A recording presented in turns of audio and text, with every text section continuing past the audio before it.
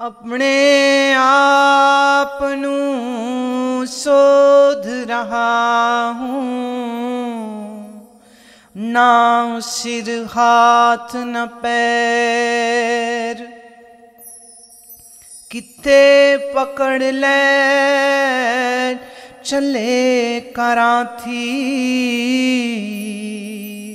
कौन करे निर्वैर। अब हम गुम हुए, अब हम गुम हुए, प्रेम नगर के सैर। खुदी कोई अपना पिर चीना, खुदी कोई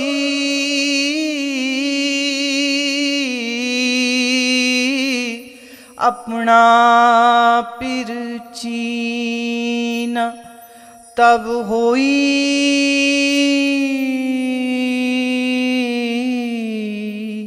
कुल खैर।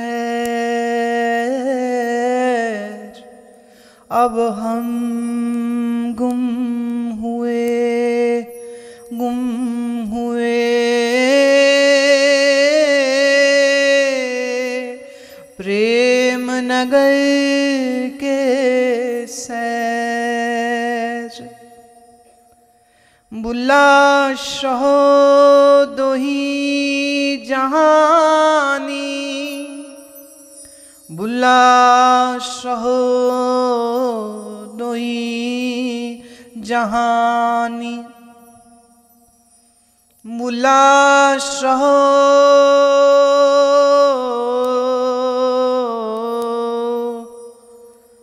बुला शहो दोही जहानी। कोई न दिसदा गैर,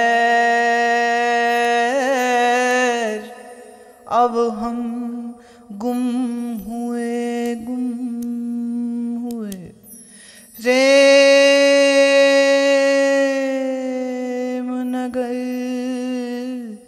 के सैर। अब हम गुम हुए, गुम हुए, गुम हुए, गुम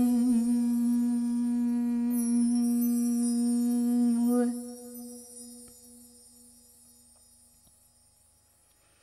प्रेम के इस शहर में जब प्रवेश किया तो बुल्ले शाह की हों मैं गुम हो गई। अपने आप नू शोध रहा हूँ, अपने आप की खोज कर रहा हूँ और क्या पाता हूँ, ना सिर हाथ न पैर, न मेरा सिर है, न मेरे हाथ है, न मेरे पैर है कोई। खुद ही कोई अपना पिर छीना, मैंने अपने आप को खोया तो अपने प्रीतम को पाया है। और तब हुई कुल खैर। अब ये कह सकता हूं कि जिस कुल में मैं पैदा हुआ उस कुल की खैर हो गई, खैर है। क्यों? क्योंकि मेरे अंदर खैर आ गई है। बुल्ला शाह दोही जहानी, कोई न दिसदा हुण गैर। अब दोनों जहान में मैं जब नजर उठा के देखता हूं तो कोई मुझको पराया नहीं दिखता, कोई मुझको अब गैर नहीं दिखता। No one is now stranger to me, every one is my own self being reflected in different body and mind. अब हम गुम हुए, अब मैं बचा कोई नहीं। तो परम गुरु किसको कहते हैं? जिसके अंदर ना द्वैत है ना अद्वैत है, दोनों ही नहीं है। अब द्वैत अद्वैत से परे जो गया किसी को ही सद्गुरु कहते हैं। आज का आखिरी श्लोक लेते हैं। यस्य दर्शन मात्रेण मनसा स्यात् प्रसन्नतः स्वयं भूयात् धृति शांति स भवेत् परमो गुरु। जिनके दर्शन मात्र से मन प्रसन्न हो जाए, जिनके अपने आप मिलते ही मन में धैर्य और शांति आ जाए, वही परम गुरु होते। देखो कितनी प्यारी निशानी दी है कि मूर्ख से मूर्ख आदमी में भी इतनी योग्यता होती है कि वो ये महसूस कर सके कि उसके मन में अब शांति है या नहीं है। इतना तो सबको पता लग ही जाता है, अब मन में धीरज है या नहीं है। तो जिसको मिल के मन अशांत भी शांत होने लग जाए, जानना सो गुरु है, सो परम गुरु है। जिसका दर्शन करते ही मन प्रसन्न हो गया, आनंद हो गया, जिसको देखते ही मन को धीरज आ जाए, इसी को कहते हैं परम गुरु। यही चमत्कार है परम गुरु का। ज्ञान, ब्रह्म विद्या और तंत्र मंत्र के रहस्य तो करोड़ों हैं, उनको समझते समझते तो पता नहीं कितनी जिंदगियां निकल जाए।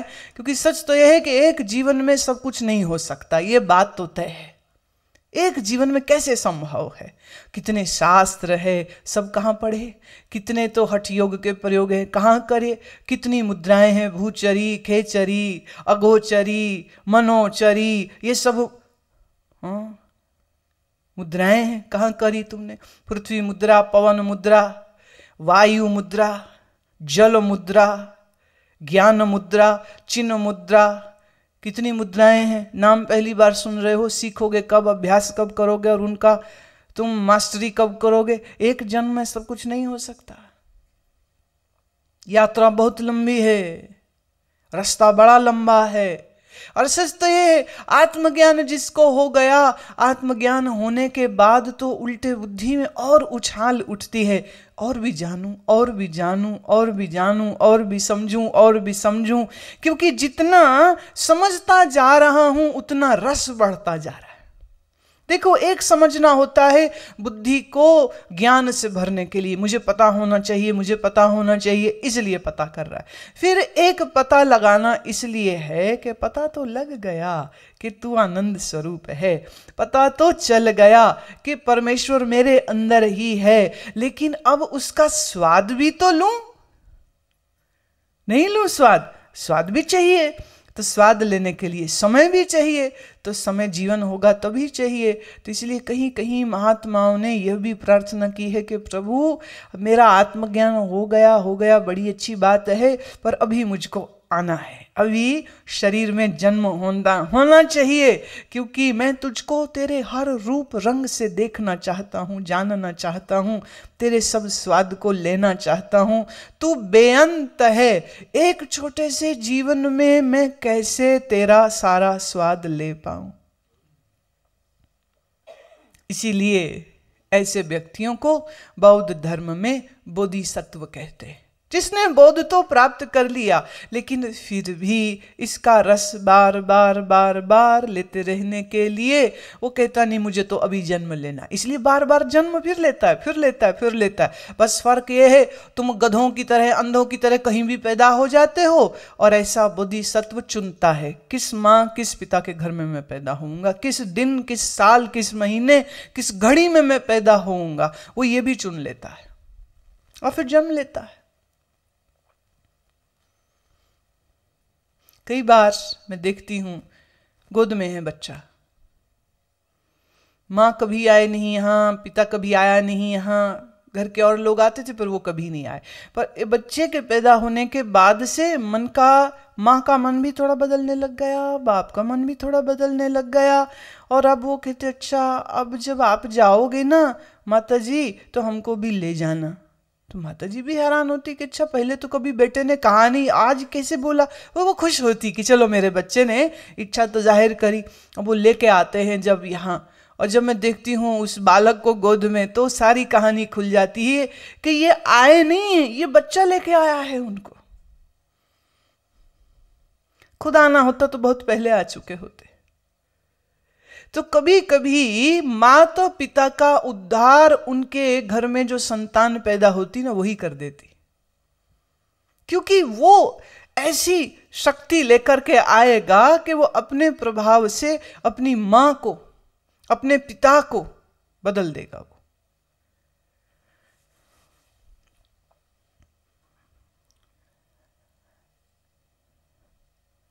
बड़ी बेअंत लीला है परमेश्वर की। अब कितनी कहें बात, बस यही कह सकते हैं कि जिसने उसका दर्शन किया, वो उसका दर्शन करने के बाद वो कभी नहीं ये कह पाता कि अच्छा प्रभु बस अब और कुछ नहीं।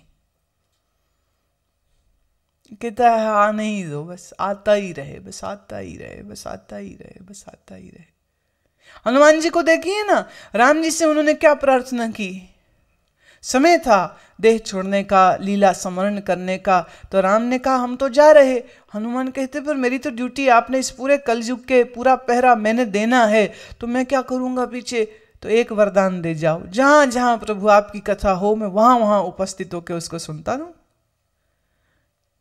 आप कहोगे एक ही राम सीता लक्ष्मण, एक ही राम का युद्ध, एक ही सुग्रीव वाली की कथा, उसमें नया क्या है। पर हनुमान कहते हैं मैं जितने बार भी सुनता हूं प्रभु आपकी कथा, उतने ही बार मैं गदगद होता हूं, मैं आनंदित होता हूं। तो संसार में कहीं पर भी राम कथा हो तो मैं उसका भागीदार जरूर बनूं, मैं वहां उपस्थित जरूर हूं।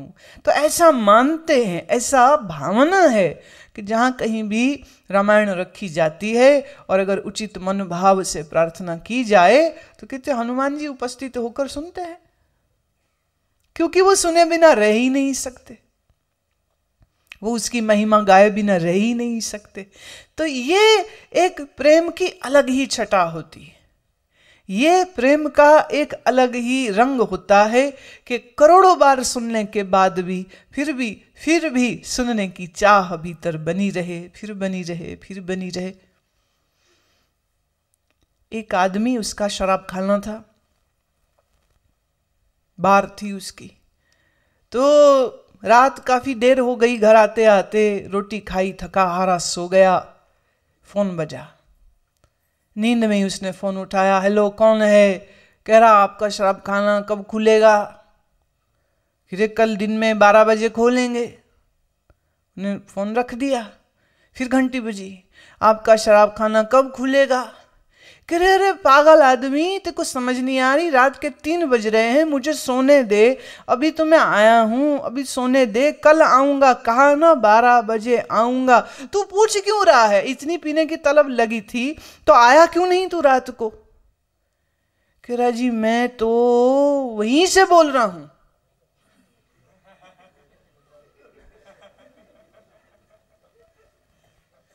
मैं वहीं से बोल रहा हूं।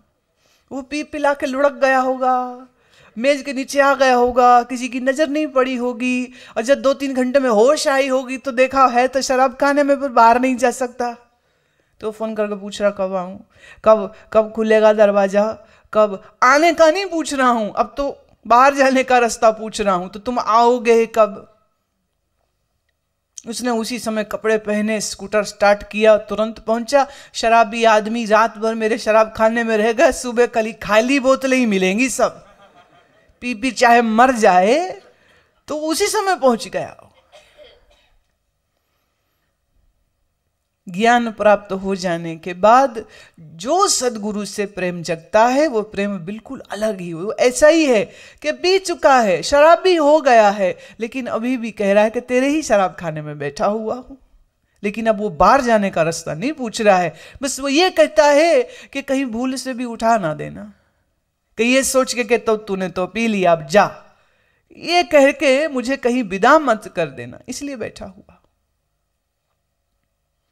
बैठ जा तो उसके दर पर नक्शे पा की तरह, कि कोई मिटा तो सके लेकिन उठा ना सके। तो ऐसे सदगुरु के प्रति अपने भावनाओं को प्रकट करते हैं सूत जी, और सुना रहे हैं इस कथा को, जो किसी समय किसी काल में शिव और पार्वती ने आपस में जो संवाद किया था, उसी संवाद की ये चर्चा का क्रम चल रहा है। अगला श्लोक हम कल को लेंगे। सतगुरु अपने का कुर्बानी, सतगुरु अपने का कुर्बानी, सतगुरु अपने का कुर्बानी, सतगुरु अपने का कुर्बानी। आत्म चीन परम रंग मानी, आत्म चीन परम रंग मानी, सतगुर अपने का कुर्बानी, सतगुर अपने का कुर्बानी, सतगुर अपने का कुर्बानी, सतगुर अपने का कुर्बानी।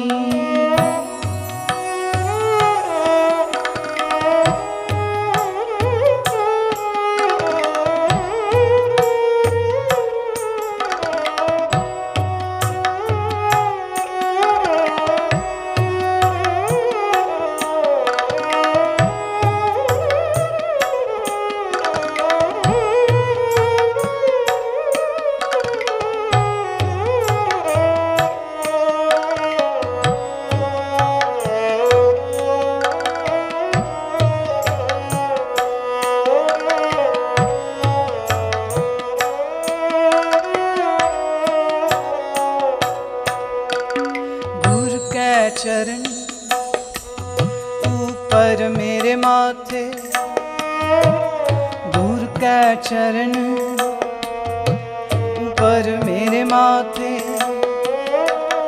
ताते दुख मेरे सगले लाथे, ताते दुख मेरे सगले लाथे, सतगुर अपने का कुर्बानी, सतगुर अपने का कुर्बानी, सतगुर अपने का कुर्बानी, सतगुर अपने का कुर्बानी।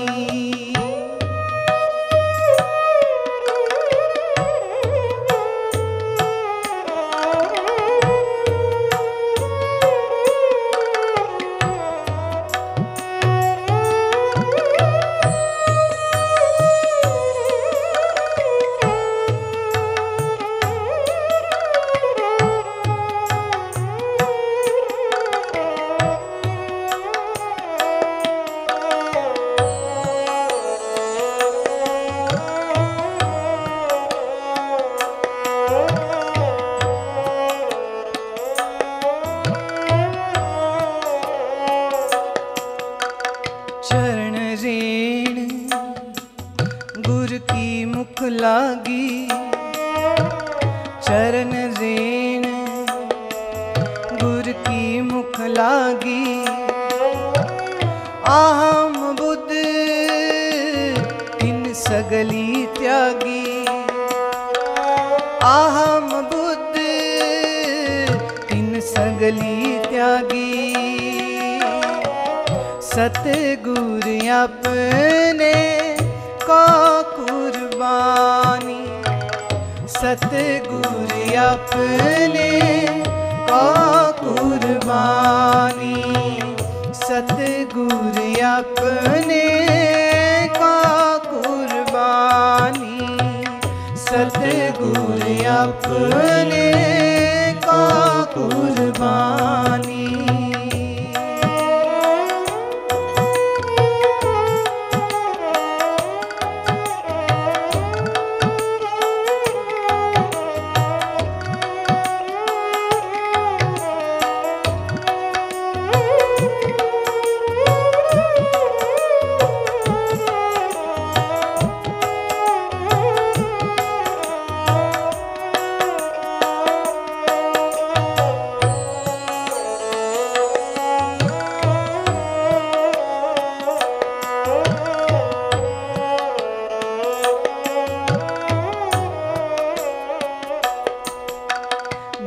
का शब्द लगे मन मीठा, गुर का शब्द लगे मन मीठा, पार ब्रह्म ते मोहे डीठा, पार ब्रह्म ते मोहे डीठा। सतगुर अपने का कुर्बानी, सतगुर अपने को कुर्बानी, सतगुर अपने का कुर्बानी, सतगुर अपने का कुर्बानी।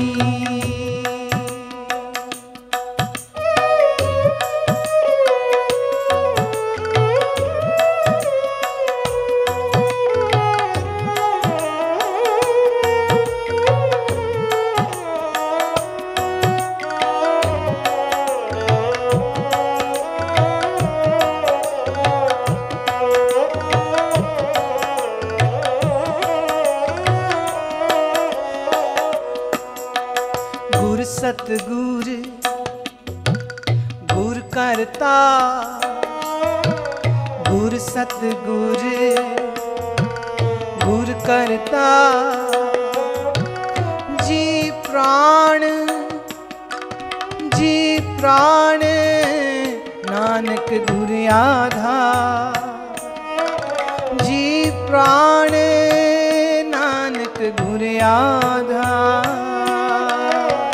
सतगुर अपने का कुर्बानी, सतगुर अपने को कुर्बानी, सतगुर अपने का कुर्बानी, सतगुर अपने का कुर्बानी।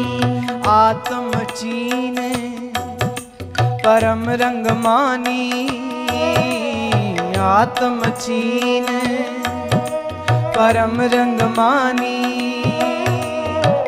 सतगुर अपने का कुर्बानी, सतगुर अपने का कुर्बानी, सतगुर अपने का कुर्बानी, सतगुर अपने का कुर्बानी, सतगुर अपने का कुर्बानी, सतगुर अपने का कुर्बानी, सतगुर अपने, सतगुर अपने, सतगुर अपने का कुर्बानी।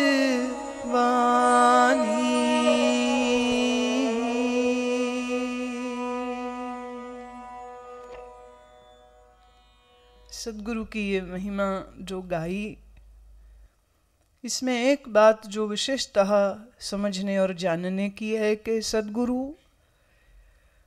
आपको आत्मज्ञान देता है, इसीलिए उसको कारणाख्य अथवा इसीलिए उसको परम सद्गुरु कहते हैं, क्योंकि वह परम सत्ता का अनुभव देता है, परम सत्ता के अनुभव के मार्ग पे आपको लेके चलता है। इसलिए शिष्य ये कहता है कि जीवन में जो असंभव कार्य था उसको सिर्फ सद्गुरु संभव करा पाते हैं, इसलिए मैं उन पर कुर्बान जाता हूँ। अगर आप कुर्बान शब्द को समझते हैं तो कुर्बान का अर्थ है मर मिट जाना।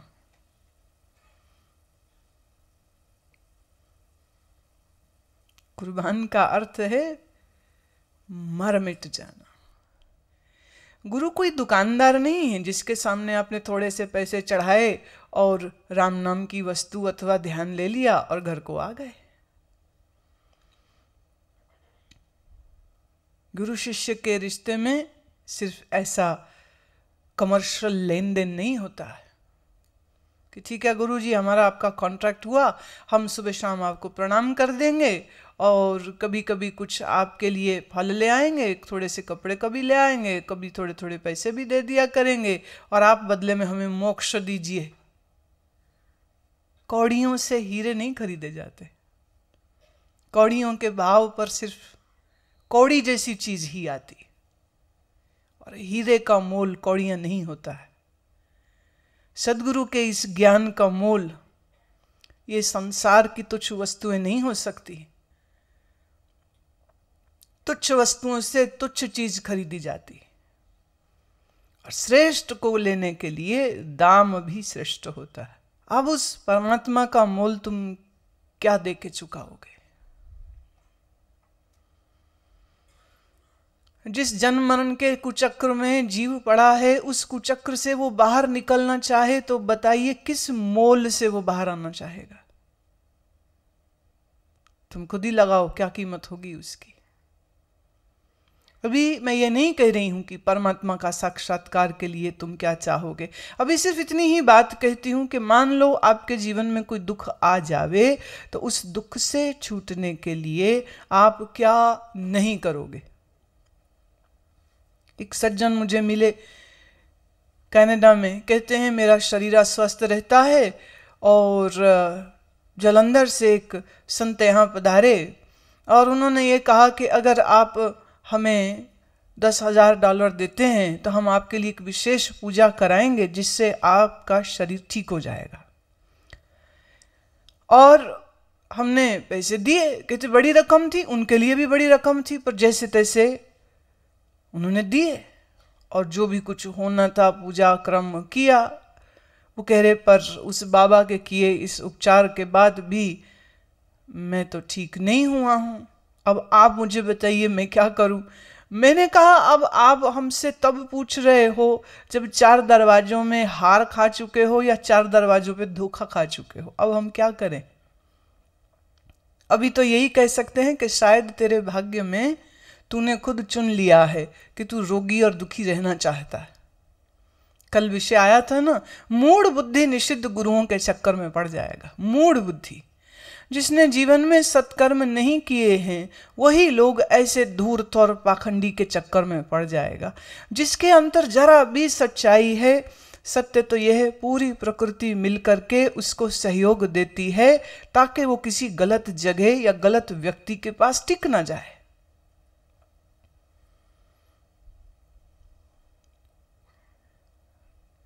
उस सज्जन की पीड़ा को देखती हूं और है कुछ नहीं था, सिर्फ उसको डिप्रेशन है।